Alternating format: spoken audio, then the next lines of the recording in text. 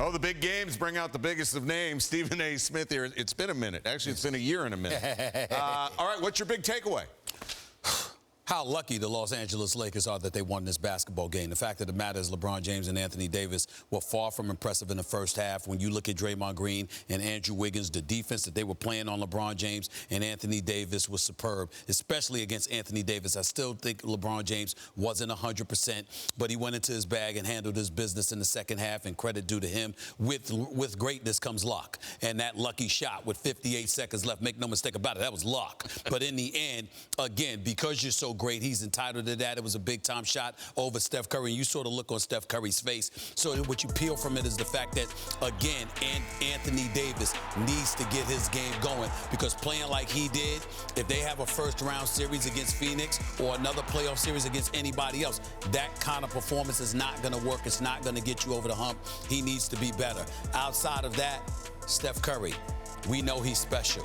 We were reminded about that tonight. It was a big stage. You had the odds stacked against them. You saw the Lakers swarming them. They didn't even think about guarding anybody else in the last seconds. Just keeping the ball out of his hands and daring anybody else to shoot was their strategy, because he went into his bag all night long, and he was absolutely positively sensational. Again, he just did not have any help whatsoever when it really, really counted. All right, you mentioned Phoenix. That's who Laker gets first round. What's your first thoughts of that matchup?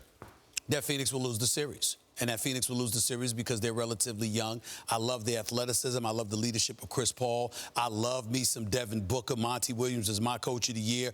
They've got a squad, but they got a relatively young squad that's inexperienced. And when you're going up against the experience of a LeBron James, along with Anthony Davis, that has a seven-game series to prepare for you, I think it's going to be a pretty tall task for Phoenix to overcome. But I'm still looking for somebody other than those two on the Lakers to really step up. Alex Caruso hit all 5 of his shots in the first half, but shot like 1 for 7 in the second half. They reminded him of who he was, who he is, and who he's supposed to be in the second half. Kyle Kuzma, where were you? Things like that. Kentavious Caldwell-Pope hit a couple of threes early in the game, but as the games progressed, you needed to see more from him. You didn't get that. LeBron James and Anthony Davis are not going to be enough for this team to come out of the West. Somebody else is going to have to step up, because the other teams they go against aren't going to have just one weapon like Golden State had in Steph Curry. Somebody else is going to have to step up to get it done for them, and that's really what it comes down to. Lakers are favored against the Suns. Okay, you can tell us something that very few of us know. What's it like to be back in the Staples Center watching an NBA game with fans? There was about 6,000 there. Put us inside. It's special. It's special, no question about it. And obviously, it was an aberration because we're accustomed to seeing 18,000, 19,000 fans inside the Staples Center. We get that. That's not the case as of yet.